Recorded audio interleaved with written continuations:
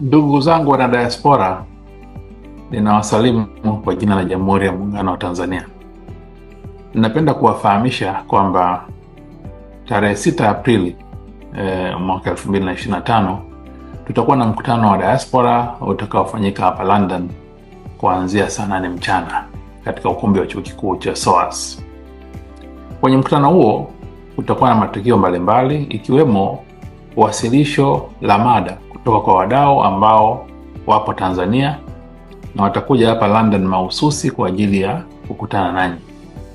Mada hizo ni pamoja na fursa za uwekezaji katika amana na hisa mbalimbali. Vilevile kutakuwa na wasilisho la mada kuhusu fursa za uwekezaji Zanzibar ambalo litawasilishwa na taasisi ya ZIPA. Na pia kutakuwa na wasilisho ya fursa ya kutumia mifuko ya hifadhi ya jamii kuweka akiba ambayo itawasilishwa na taasisi ya ZSSF.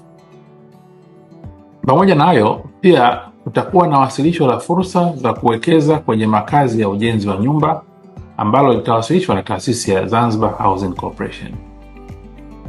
Mbali na hayo, kutakuwa na mijadala ambayo itazungumzia uwekezaji katika sukuk. Hii ni namna mpya ya uwekezaji ambayo itawasilishwa kwenu na mtaelezwa namna gani mnaweza wana diaspora kuwekeza katika mpango wa sukuk.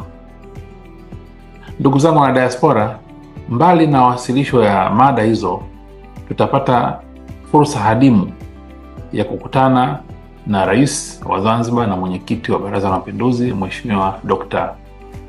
Hussein Mwinyi, ambaye atakuwa ziarani hapa nchini Uingereza katika kipindi hicho.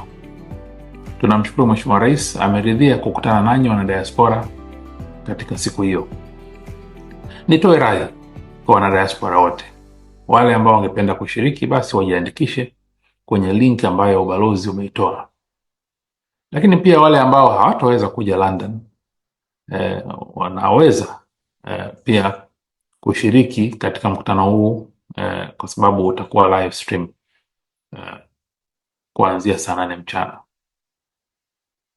Nitoe rai kwa wale ambao wamejiandikisha na wanapanga kuhudhuria, basi wafike mapema saa 7:30 pale kwenye chuo kikuu cha SOAS ili waweze kufanya registration na hatimaye kuanza ratiba yetu saa 8 kamili bila kuchelewa. Nawatakieni siku njema.